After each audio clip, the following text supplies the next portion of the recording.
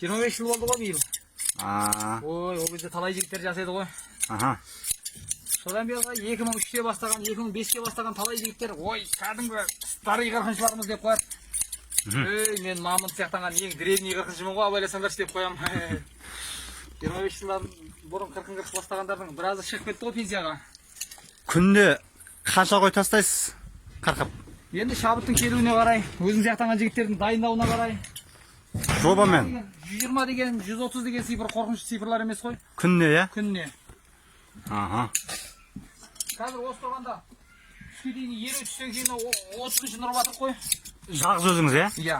Анау қасымдағына учениктері, олардың да жаңағы қолдарының қаруы бар. Сәуір балдар, ынтасы дұрыс. Мысалға, бір отарда 600 қой бар дейді. Так. Осы 600 қойды бір отарда қанша күнде бітіресіздер? Егер 2-3 бала болып істесеңіздер, мысалға 2 бала дейік, өзіңіз және бір шәкіртіңіз. 2 бала болса 600 қойды айтып берейін, 2,5 күн ғой. 2,5 күнде 40 бітіресіздер, е? Қалса, азанда кіріссек, бір күн азына кешке дейін, 2-ші күн азына кешке дейін, 3-ші күн түсте шығып кетеміз ғой. Бір күнде бір өзіңіз 100-120 қой қырқасыз. Мынандай қайшымен емес, кәдімгі андай тоқ қайшымен болмай ма, әлде осы ыңғайлы ма? Ыңғайлы болғанда қалай? Мынау қайшы деген рахат қой, мотор сұрамайсың, тоқ сұрамайсың, барасында қайра баласында қырқа бересің. Таудың іші бар ма, құмның арасы бар ма, ауылдың іші бар ма, любой жерде. Ал мотордың да ыңғайлары бар ауылда. Бірақ ол не керегі бар? Мотордың дарылдатып, азаннан кешке дейін қасында біреу моторы салдап қойса, ол кімге қызық? Ол пәлен жерге барған кезде моторын бұзылып қалса, ол кімге қызық? Сіз қырққанда қойдың аяқ қолын шаңды байлап өтпейді екенсіз, ешқандай? Уақыт жоқ қойған. Уақыт жоқ, е? Оған уақытым жоқ қоймен. Бір қойды қанша минутта қырқасыз жобамен? Енді қазір көріп тұрсыз. Қайсы күні бір балдар тексергенде бір қозына 2 минут 30 секундта тұрғызғам. Бір қозына. Қойды? Қой 3 минут 10 секунд, 3 минут 15 секундта тұрады ғой қой деген. Жарықтық. Қойдың смотря қандай қой ол. Тоғытылған қой болса, таза қой болса 3 минут 10 секунд сол кезде тұрады. Ал егер тоғытылмаған, шаңы бұрқылдап қалған қой болатын болса, онда ол кетеді ары қарай. Жалпы жылына өзіңіздің тобыңызда қанша жігіт бар мысалға? 2 жігіт қой, ә? 4-еу болып шығамыз. 4-еу болып. Көбейіп кеткенде 5-еу болып шығамыз.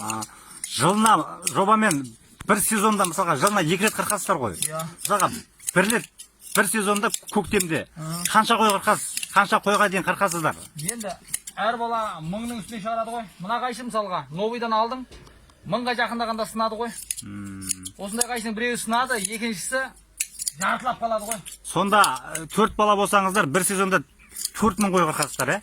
4000-дан ары кетеміз ғой. Қайшы келе тұр, 1500-ға шаққанда 6000-дай қой қырқамыз ғой. 6000-дай қой қырқасыздар, е? Ал енді жылына 2 рет, сезонына енді 2 рет болғанда, сонда жылына бір 12-15 мыңдай қой қырқасыздар ғой. Солай ғой Құдай қаласа. Құдай қаласа. Қолдарыңызға дерт бермесін, қуат берсін Құдай. Бұл жалпы қырқымшылық кәсіп қазір өзі жоғалып кетті ғой. Көп адамдар бұған келе бермейді.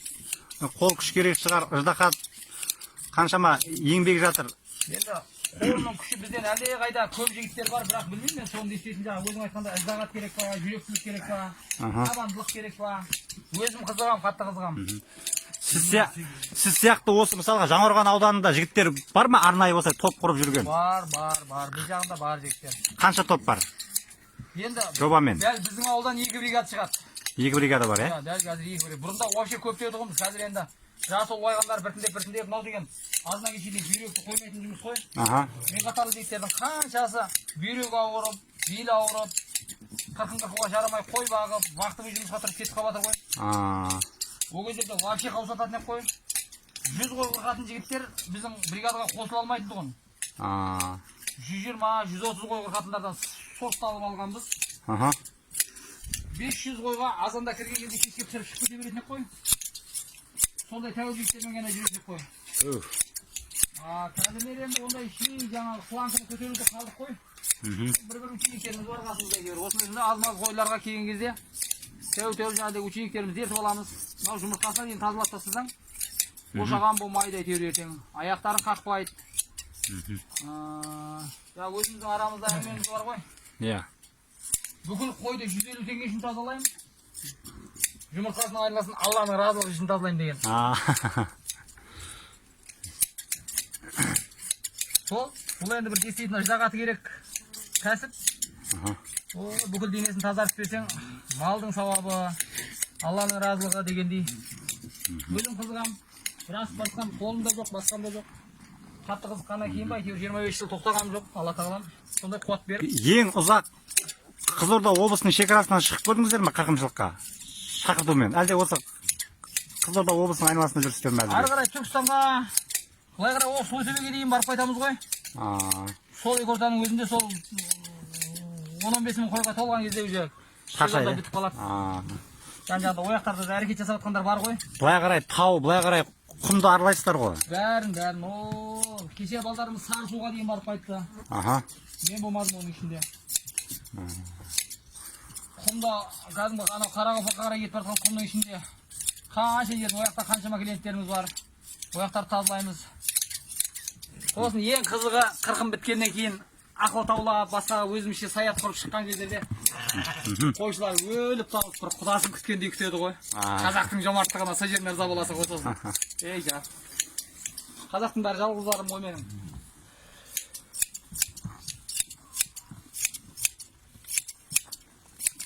Жалпы ауылда осы кейінгі жастардың бұған қызығушылығы қаншалықты?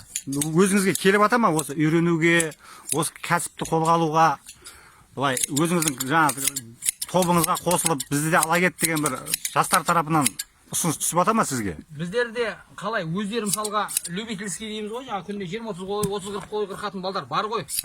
Өздігінен қырқып атады ғой. Иә.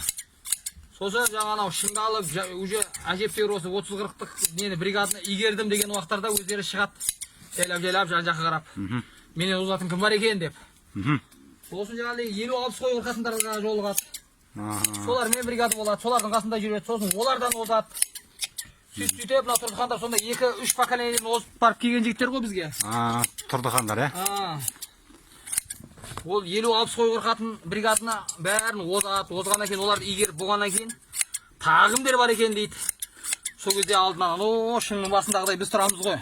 Сіз өзіңіз қай жылғысыз? Мен өзім 73 жыл болдым. 73 жыл. 46 жасқа келдім қазір. Тұрдыхан бауырыңыз ше? Тұрдыхан 93 жыл болды. 93 жылғы, ә? Бұлар асылары қайда әлі? Әлі алда дейсіз ғой? Алда ғой. Содан шәкірт озады дейді. Біздің барған жерлерімізден озатын жігіттер ғой бұлар. Өйткені бізді әлі ешкім танымайтын кезде, біз ауылдың айналасында қиқулап жүргенде, ауыл жақтан қойын тауысып тастаймыз. Сонымен тоқтап қалатындығымыз. Оказывается, мына жақта қаншама адамдар 40-шы таппай жылап еңіреп жүреді екен ол кезде. Қазір баратын жерлердің бәрін барып біз игеріп қояды облыстың айналасында. Бүкіл облыс біледі сіздерді мысалға. Сосын отырған жерінде айтып отырады, басқа қылады. Сосын тұрғандар ауыл жақты тазаладық, қырқатын қой керек дейтін болсамызда біз мысалға звондап Қызылорданың бер жағынан қой тауып беруіміз мүмкін де бұларға барам десе. Біз звондап Сарысуға командировкаға жіберуіміз мүмкін. Көрдіңіз ба? Бұлардың сондай яғни жалындап тұрғандай қазіргі уақытында сондай моменттер жасай аламыз біз. Бізде қанша уақыттарымыз далаға кетті ғой. Бұдан да биіктерге шығып кетермек ол кезде действительно осындай жаңа ағалардан, сосын жаңа оршын заманның несі талабы осындай болып тұрған болса. Қазір елдің әлеуметі де жақсы. Ол кезде сосын жаңада ағайыны бар, туысқаны бар, құдасы жекжаты асарлап қырқыстайтын еді ғой. Иә. Мал берем, сойыс берем, бір нәрсе қыламын деп ағайындарын, туысқандарын жинап алып. 500-600 қой барлар 10 шақты адамды кіргізіп алады қораға. Сол мылжалап 10 күн жатады қырқымның басында. Сосын әрқайсысы бір малдан алып ырзалап қайтады. Ойбай, бір қойдан берді деп. Қазір бағасын келісіп аласың, пәленнен бересің деп. Кірдің, 500 қойға кірдің азанда. 4 бала кешке 500 қой тауысып ары қарай шықтың. Бағасын келісіп қойғасын, ақшаны санап алып кеттің келесі сатарға. 700-800 қой болатын болса, азанда кірдің, кешке демаласың, ертесіне шайға дейін ұрып тастайсың қалған 100-150-ді.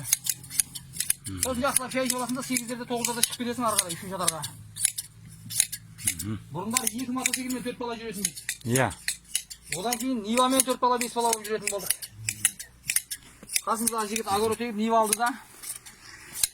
Одан кейін қазір ол жігіттің газелі бар, көрпе төсегімізбен, басқамызбен бәрін комплекті. Әйел бала шағаны саламайсың ғой енді. Иә. Қалған өзімізге керек жағдайдың бәрі өзімізде. полный комплектімізбен жүреміз. Нәрдеге тиіп тұр. Нәрдеге тиіп тұр. Соған да қызығады көп адам. Моторымыз, қайрақтарымыз, шарығымыз бәрі өзімізде кетіп бара жатады. Міне, қанша болды? 3 минут болды ма? 3 минуттың жобасында қырқылдық бір қой. Әңгімені айтып отырып, қырып тастадыңыз. Ауыз сөйлеуге сайын қол қатты кетеді ғой менің байқағаным. Енді мен еттім сұрайып отырсам қырқылмайды ол. Сөйлеп отырмын деймін өзім базарға. Сонысымен жеңіл, сонысымен қызық дейсіз ғой. Адамның сөйлеген сөзі ой өрісінің қай жерге дейін баратынын көрсететін құралы дейді ғой. Әңгімемді де айтып отыр. Ой өрісінің қай жерге дейін баратынын білсін жұрттар. Қырқыста отыр, қолының қай жерге дейін баратынын білсін жұрттар. Ол жан-жақты бәрін көрсететін нәрсе ғой. Жалпы бұл кәсіптен бөлек өзіңіз қазақтың қолөнерімен айналысасыз. Қолөнермен айналсам, ағашпен айналсам, темірмен айналсам. Қазіргі көбінше жаңағыдегі кітап оқымайтын, тек телефон ашпайтын жас балдармен жұмыс істегеннен гөрі темірмен жұмыс істеген намного оңай ғой.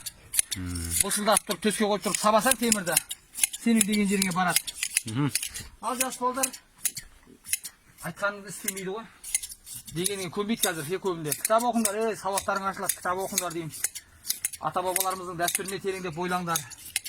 Қазақтың ауыз әдебиетін оқыңдар. Сөз мәнерін, қазақтың тіл байлығын игеріңдер. Ақындардың өлеңін жаттаңдар деп атам. Өзіңіз бір кездері мынау асабалықпен айналысқансыз, Асабалықпен айналыстым. той жүргіздіңіз, қазақтың салт дәстүрін насихаттап. Қазір бір кішкентай ауылда мешітіміз бар, сол мешітте азаншымын. Дін дуа қыздаймын көбінде. Насихатшы деген қағазым бар. Дін дуа қыздап отырам. Балдарға дінге келіңдер, көшеде салаңдағанша.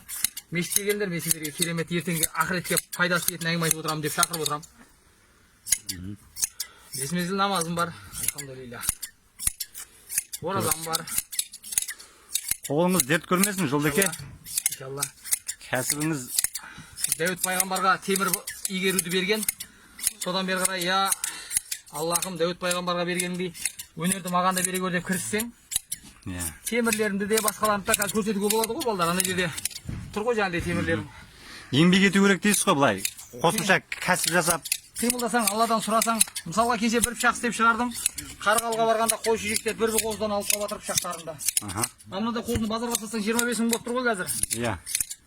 Оны біреулерге айтсам, қой, сонда бір пышақ 25 мыңға дейтін шығар. Мынау тұртыған куә. Сұрасаң сол айтады да береді. Бір қозыға біреу алды, екіншісі дәл осындай бір пышақ дайындап алып кел, ертең осы сентябрьдің 8-іне барамыз ояққа. Сол кезде бір қозыға мен алам деп қалды. Қасында қаншама жігіттер көріп отыр. Білет мен қолына сондай нәрселердің келетінін. Қарғалда бір клиентім бар. Тәуір жаңағыдай суарылған бір пышағыңды дайында, тайларды ажыратқан кезде бір тай апарып тастаймын үйіңе деген. Бірақ оған енді өзім соның ойынан шығатындай суарамай жүрмін әлі. Ал егер оны ойдан шығарып болдырсам, апарсам, ода қаласа бір тайға кетеді. Қазақтың қолөнері деген жаңа айтып отырмын ғой, қазақ деген жарықтық мәртпіз ғой, жомартпыз ғой. Тек оны кілтін табу керек та. Кілтін табу керек. Ол енді бір жаңағыдай ақымақтық қылды, бір нәрсе қылды, жаңағы уқын-суқын деп алдап кеттім деген тірлік емес. Действительно сол қызығатындай, соған арзитындай. Қазір енді былай қарағанда ақымақ адам жоқ қой.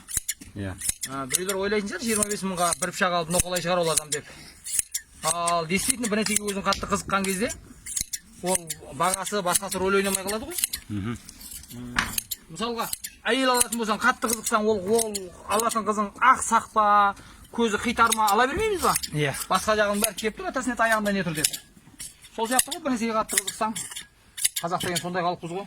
Бір ықыласымыз қатты ауса, бағасына басқасына қарамайтын.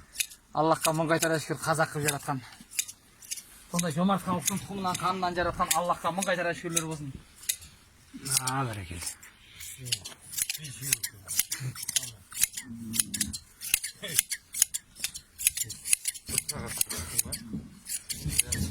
Мына жерде бір кішкентай точкасы бар. Кішкентай точкасы бар, сөйлені көрсетейін қазір. Ертең қызық қалды жаңағыдай. Сен қаншалық тұрғыратыныңды білмеймін. Не нәрсе ол? Жарады, қарап тұр. Көрдің ма? Не нәрсе? Көріп отқан жоқсың ба? Өсекті қырқа бересіз, ә? Мынау қалай істейді бұны бейді? Қайшыны салмай қырқа бересіз ба? айтып тұрмын ғой, оны өнерді игерсең көп қой өнер деген нәрсе. Видеоға түсіре бер. Түсіріп жатыр. Жоқ, қыран қасына кейін. Камалдай кей, айналып кел, айналып. Балағыран ғой бұл, балағыран. Дұрыс. Ұрып. Жақсы қағып алып тұрған балағыран ғой бұл. Қазақ бабамыз айтты ғой, жігітке жеті өнер аз деп. Жеті өнерді игеріп аз қой ол деп жүрген қазақ қой негізі. Малымды Аз екен сен. малымды.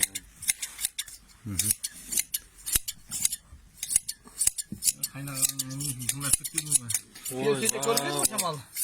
Көрдім ғой. Тағы да қара атасына. Шұрттанма.